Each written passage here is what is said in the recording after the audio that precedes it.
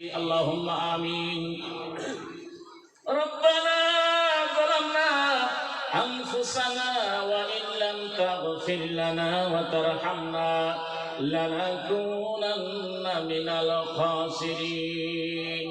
আল্লাহ তাআলা বাংলাদেশের দক্ষিণে ঐতিহ্যবাহী উপজেলা পাইকগাছার আর ঐতিহ্যধারী গোপালপুর ঈদগাহ ময়দানে মানিকতলার প্রাথমিক বিদ্যালয় প্রাঙ্গণ থেকে রাতের বেলায় অত্যন্ত ভক্তিভরে দুরূদ ও সালাম কালাম পেশ করেছি তোমার নবী পাকের দরবারে। তামাম দুরূদ ও সালামটুকু এক জায়গায় করে সোনার থালা পরিপূর্ণ করে গোলাপের পাপড়ি দ্বারা সাজাইয়া এই ভারতের উপর দিয়া আরব সাগর পার করে নবী পাকের রওজা মুবারকে পৌঁছে দাও।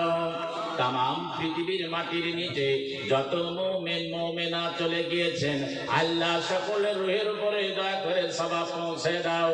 আমাদের মা আব্বা দাদা দাদি নানা নানি আপনজন আত্মীয় স্বজন যারা চলে গেছেন সকলের রুহের উপরে সওয়াব পৌঁছে দাও। এই ময়দানে যখন হাত উত্তোলন করি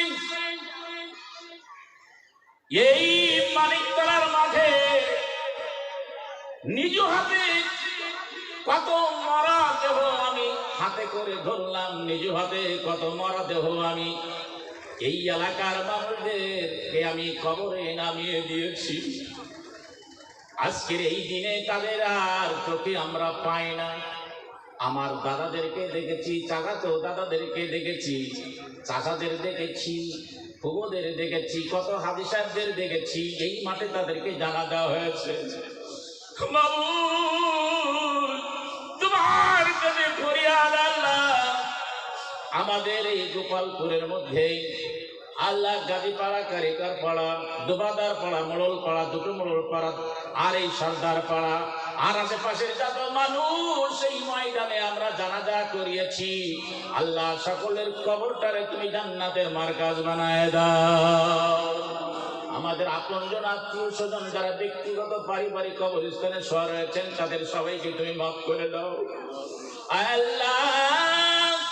আর তোমার কাছে আমাদের দাবি কিয়ামতের কঠিন মুসিবতের দিবসে আল্লাহ তাআলা এমন চমৎকার ভাবে তোমার আরশের নিচে বসে আমাদেরকে মোনাজাত করবার তৌফিক দিও আল্লাহ। প্রাণ করে দোয়া করি যাদের আব্বা আম্মা দুনিয়া থেকে চলে গিয়েছেন আল্লাহ তুমি তাদের সবাইকে জান্নাতের মেহমান বানাও।